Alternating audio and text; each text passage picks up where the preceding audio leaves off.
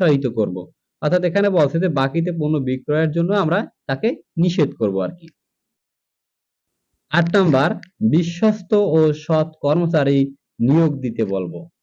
প্রিয় শিক্ষার্থীরা, এই যেগুলা আমরা দেখলাম যে ৮ টা এখানে আমরা মূলত পরামর্শ দিছি তাকে, আমার আত্মীয় যেই হোক না কেন। এখন মেইন বিষয় হচ্ছে যে যেকোনো ব্যবসার ক্ষেত্রে যখন আমরা শুরু করি তখন আমাদেরও কিন্তু এই বিবেচ্য বিষয়গুলো মনে রাখা দরকার। সবাই এটা আমরা স্বাভাবিকভাবেই নেব। এগুলো মুখস্থ করার মতন কিছু না। যেমন আমরা কাজ করব কি?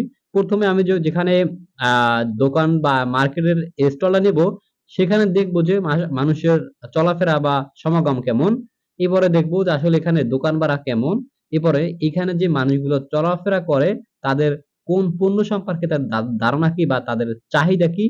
এরপরে আমি যেই দোকান রাখবো সেখানে চুরি বা যেকোনো ক্ষতি বা যেকোনো কিছু হইতে পারে। এজন্য আমি দোকানে সিসি ক্যামেরা